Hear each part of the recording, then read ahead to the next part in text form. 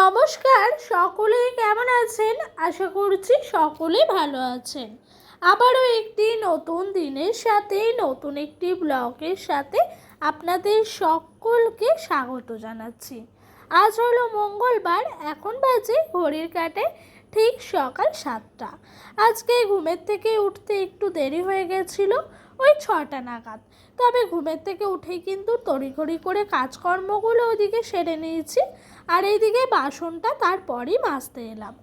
তড়িঘড়ি করে কাজকর্ম শেষ বলতে উঠানটা ঝাঁট দিয়েছি, মারুলি দিয়েছি, তার সাথে ঘর বারান্দাগুলো ঝাঁট দিয়ে বের করেছি। এই করতে করতে যেন এতটা সময় চলে গেল। আর ওই যে ঝাঁটাটি দেখতে পাচ্ছ, ছাদ দিয়ে একপাশে রেখেছি। কালকেকার রাতের বেশ কয়েকটি বাসি বাসনপত্র ছিল, সেগুলোকেই এখন মাজা ধোয়া করে নিচ্ছি। তবে আজকে সকালে 5টার আগেই একবার ঘুম ভেঙেছিল। তবে জানো তো, একটু শুয়েছিলাম, ভাবলাম এই 10-15 মিনিট মতো শুই, তারপরে উঠে পড়বো। ওই করতে গিয়ে এতটা বেলা হয়ে গেল। যাকে ওসব কথা বাদ দিলাম। তোমাদের সঙ্গে কথা বলতে বলতে আমার সমস্ত বাসনপত্রগুলো মাজা হয়ে গেল। এখন ঘরে গিয়ে জায়গা মতন রেখে দেবো। আর আজকে সকাল থেকেই কতটা রোদ্দুর উঠেছে দেখেই বুঝতেই পারছো তোমরা। তো এই দেখো, ঝাঁটাটাকেও ধুয়ে নিলাম।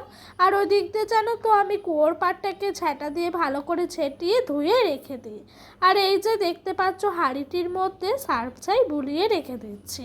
হাঁড়ি আর কড়াই এই দুটোতেই সার্ফ ছাই বোলাবো।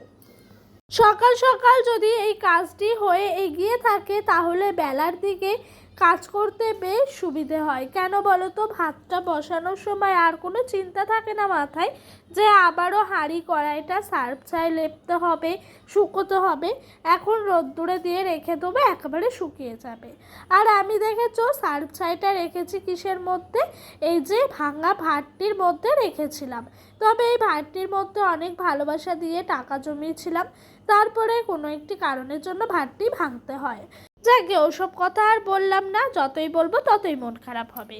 আর এই দেখো, তোমাদের সঙ্গে গল্প করতে করতে ওদিক দিয়ে আমার হাঁড়িটি কিন্তু সার্ফ ছাই লেপা দেওয়া হয়ে গেছে। এবার কড়াইটির মধ্যে সার্ফ ছাই লেপে দিচ্ছি। আর এই দিকে কাজ করতে করতে ডোডোকে ওইদিকে তাড়া দিচ্ছি ব্রাশ করতে, মুখ ধুতে, খাবার খেতে। কেন জানো তো, ওকে না স্কুলে পাঠাবো ভাবছি। ও স্কুলে যেতেই চাইছে না, তবে ওকে জোর করে আমি এই দিক দিয়ে মুখটা ধোয়াতে এলাম। কিছু মতেই আমার মতো করে ও ব্রাশ করে না। ওর নিজের মতো যেরকম পছন্দ ও সেরকমভাবেই ব্রাশ করবে। তোমরা দেখে বুঝতেই পারছো, ব্রাশ করতে গেলে ব্রাশের মধ্যে হাত দিয়ে রেখে দেয়, এইগুলো করে। তো যাই হোক, কবে যে বড় হবে সেই চিন্তায় আমি সত্যি আর ভাল লাগে না। এই দেখো, ওকে এখন মুখ ধোয়াতে এসছি, আর এই যে জলের বোতল নিয়ে নিয়েছি। তো ওকে এখানেই কিন্তু মুখটা ধুয়ে দেবো, ওইদিকে নিয়ে যায় না কলের ওখানে। কারণ কি বলো তো, ওইদিকে স্লিপ আছে, তো পড়ে যেতে পারে। সেই কারণে আমি এই নিম গাছের গোড়ার কাছেই প্রত্যেক দিন নিয়ে এসে মুখ ধোয়াই। ওদিক দিয়ে ডোডোকে সকালে বাসি জামাটা ছাড়িয়েই ঘর থেকে বের করে এনেছিলাম। ওকে সকালে প্রত্যেক দিনই বাসি জামা কাপড় চেঞ্জ করে দিই। তারপর মুখ ধোয়ানোর পর একটু জল খাইয়ে দিই, তারপর মুখটা মুছিয়ে ওকে ওর খাবার খেতে দিই। আর ওই দিক দিয়ে আমার মোটামুটি করে ওর কাজ কমপ্লিট হয়ে গেল। ওই দিক দিয়ে ওর ঠাকুমা ওকে হরলিক্সটি গুলে খাইয়ে দিচ্ছে। আর আজকে বেশ কিছু জামা কাপড় কাচাকুচি করেছিলাম, সেই সমস্ত জামা কাপড়গুলোকেই এখন নিয়ে এসেছি এই মাঠের ধারে মেলে দিতে। মাঠের ধারে বেশ হাওয়া দেয় জানো, ফুরফুর করে সারাদিন হাওয়া দিতে থাকে। আর ওই যে আমাদের বাড়ির উঠানে দিলে শুকাবে, কিন্তু কি বলতো, মাঠের দিকে দিলে আর কোনো চিন্তাই থাকবে না, একেবারে এক রোদে শুকিয়ে যাবে। ওই তোমার একটার মধ্যে সমস্ত কিছু কিন্তু শুকিয়ে যায়, তখন আবার ঘরে তুলে রেখে দিই, এতে করে সুবিধা হয়। আর আজকে কাজকর্মগুলো একটু তাড়াতাড়ি করছিলাম, কারণ আমার শাশুড়ি মা আজকে যাবেন একটু ডাক্তারের কাছে। আর বাড়িতে কেউই থাকবে না, ডোডোর বাবাও কাজে চলে যাবে। ছেলে নিয়ে একা হাতে কাজ করাটা ভীষণ কষ্টকর, তার সাথে মাটির উনানে রান্না, বারবার পাতার চালে জাল দিয়ে চলে আসে সামনে, আবার বলি যাও ওইদিকে গিয়ে বসো। এরকম করতে করতে কিন্তু কাজগুলো করতে ভীষণ কষ্ট হয়। সেই কারণেই ওকে নিয়ে কাজ করতে হবে সেটা ভেবেই তাড়াতাড়ি করে আমি সকালের কাজগুলো সেরে নিচ্ছিলাম, যাতে বেলায় বেলায় তাড়াতাড়ি করে কাজগুলো হয়ে যায়। কিন্তু জানো তো, ছেলে নিয়ে বেশ কাজকর্মগুলো গুছিয়ে পরিপাটি করে আমি করে নিয়েছিলাম। আর আজকে আমার কিছুই কাচা ধোয়া করিনি, কারণ কি বলতো, কালকে একেবারে সমস্তটাই কাচাকুচি করব। আর মাঠটার অবস্থা কি হয়েছে দেখেছো? একদম শুকিয়ে খটখটে হয়ে গেছে, কারণ এখন এত চড়া রোদ্দুর দিচ্ছে কি বলবো তোমাদেরকে। সেই কারণে যেন মাঠটার অবস্থা ঠিক এরকম হয়ে আছে। তবে হয়তো যারা জমিতে চাষ করেছেন তিনি হয়তো 2-3 দিনের মধ্যে জমিতে জল দেবেন, নাহলে গাছগুলোর প্রাণ যে একদম যাই হবে। যাই হোক, এদিক দিয়ে আমি বাসি কাজকর্ম শেষ করে 1 কাপ চা, তার সাথে 2টো রাজা মেরিগোল্ড বিস্কুট নিয়ে বসে পড়লাম খেতে। এতে করে অনেকটাই এনার্জি পাওয়া যায় জানো সকালে। যাই হোক, ওদিক দিয়ে দেখো ডোডোকে নিয়ে আসছি, ও কিন্তু ভীষণ দুষ্টুমি করছে। কিছু মতেই আমি যেটা বলছি ও বলছেই না, এক্ষুনি পড়া করছিল। তবে নতুন নতুন কয়েকটি ছড়া শিখেছে, সেগুলোই তোমাদেরকে শোনাবো বলে এনেছি। প্রত্যেক দিনই ওকে বই নিয়ে বসানোর পর একবার করে প্রত্যেকটা ছড়ার রিভাইজ দিই। তবে জানেন তো, আজকে না বেশ কয়েকটা ছড়া পুরোপুরিভাবে মুখস্থ করে নিজেই বলছিল, তাই ভাবলাম আপনাদের সঙ্গে একটু শেয়ার করি।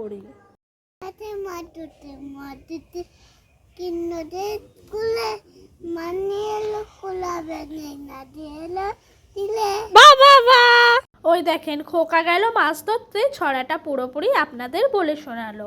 জানেন তো, পাঁচনের দিন না এই কচুগুলো আমাদের বাড়ির গাছে হয়েছিল, সেদিন তোলাও হয়েছিল। তবে জানেন তো, কচুগুলো আর কিছু রান্না করা হয়নি, তাই আজকে ভাবলাম কচুগুলো নষ্টই হয়ে যাচ্ছে, কিছু একটা করা যাক। তবে আমার ডোডোর বাবার ভীষণই এই কচুর পাতুরি খেতে পছন্দ হয়। তবে আজকে কচুর খোসাগুলো ছাড়াতে গিয়ে আবারও একটা নতুন রান্না শুনলাম। রান্নাটি হলো, এই কচুর খোসাগুলোও নাকি বাটা করা যায়, কিন্তু এগুলো কিভাবে সম্ভব হয়, খেতে কি ভালো হয়, এই নিয়ে নিজের মনের মধ্যে হাজারো প্রশ্ন জমা ছিল। তবে জানি না কিরকম কি হবে, আশা করছি ভালোই হবে।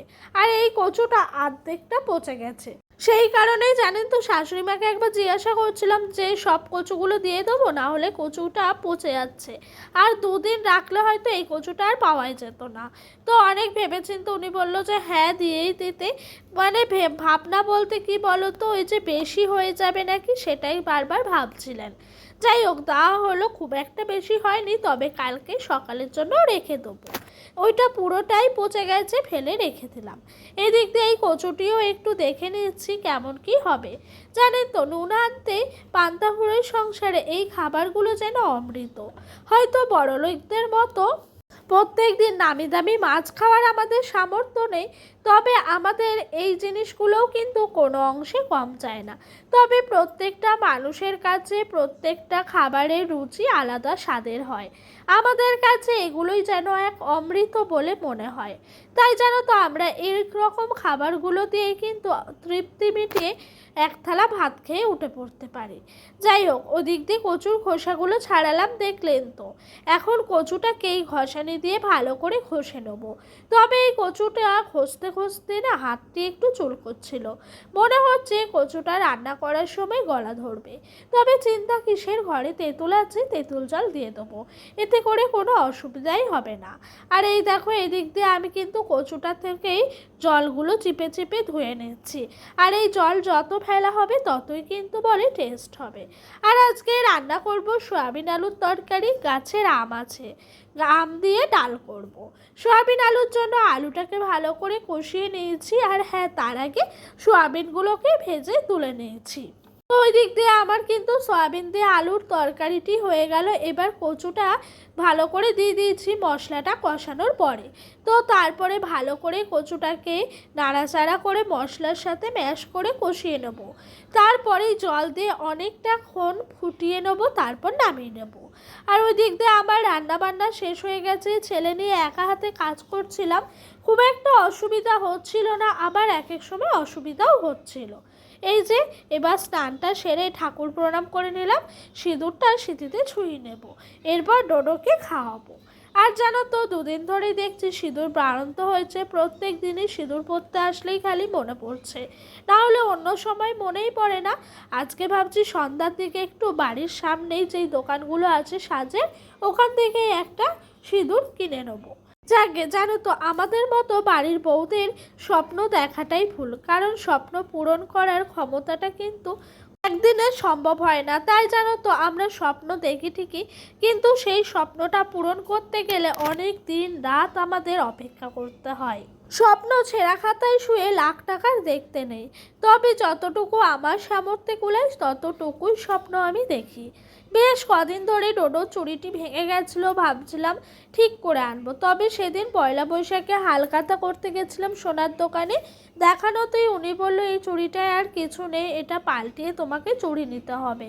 তবে তখন সেই সামর্থ্য আমাদের ছিল না, ডোডোর বাবার অনেক বড় একটা বিপদ হয়। তো তখন আর কি করব, ছেলেটাকে নিয়েই মুখ কালো করে বাড়ি চলে আসি। তারপর বেশ কিছুদিন আমরা অপেক্ষা করার পরেই দেখো এই চুড়িটি আজকে নিয়েছি। পুরোপুরি টাকাটা পেমেন্ট করা হয়নি, কিছুটা বাকি আছে। আর আমাদের মানে চেনাশোনায় তো কোনো প্রবলেম হয় না।